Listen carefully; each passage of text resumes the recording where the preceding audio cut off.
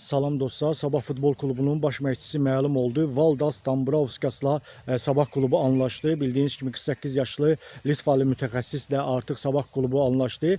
Avstriyada tualin məşq toplanışında qoşulacaq Sabah Futbol Klubuna Litvalı mütəxəssis. Litvalı mütəxəssisin deməli uğurları nədə olub? Žalgiris klubu ilə 2 dəfə ölkə çempionu olub, 3 dəfə ölkə kubokunun sahibi olub. Daha sonra Xorvatiya kubokunun sahibi olub Haydukla və Ludogorets isə Super Kubokun sahibi olub. Bundan əlavə son illərdə uğursuzluqla üzləşib və bir klubda 2 ildən artıq qala bilməyib, bəzən isə 1 il qala bilməyib. Belə bir mütəxəssisin Sabah Futbol Klubuna dəyəri necə olacaq? Ümumiyyətlə Sabah Futbol Klubunda işləri necə olacaq? Və Litvalı mütəxəssis bizim yerli mütəxəssislərdən nə ilə fərqlənir görəsən? Biraz araşdırdıqdan sonra məlum oldu ki, ümumiyyətlə yəni Litvalı mütəxəssis daha çox müdafiədən hücuma keçmək planları üzrə, daha çox cinah hücumları üzrə işləyən bir mütəxəssisdir və bu mütəxəssisin əlinin altında yaxşı keyfiyyətli futbolçular olmayanda normal bir iş ortalığa qoya bilmir. Biz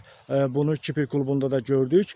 Bunun Sabahda nə dərəcədə uğurlu olub olmayacağını deyə bilmərik, amma onu deyə bilərik ki, vallahi yerli mütəxəssislər bu mütəxəssisdən daha güclüdür və yerli mütəxəssisə tapşırılsaydı, əlbəttə ki, Sabah daha uğur qazanacaqdır. Çünki Sabah da gəlib uyğunlaşma prosesi necə keçəcək? Çünki az vaxt var və bu az müddətdə də ümumiyyətlə Sabah Çelliyə komandasına qalib gələ biləcəkmi, yoxsa yox? Bunu yaxın zamanlarda biləcəyik, amma yenə də deyirəm, yerli mütəxəssis gəlsəydi, artıq Sabahın sxeminə də bələddir, sisteminə də bələddir, oyunçulara da bələddir. Yerli mütəxəssislə Sabah daha tez adaptasiya dövrünü keçərdi və Avroliqada da yaxşı oyun göstərərdi. Hər halda gözləyək görək Valdasla Sabahı necə olacaq.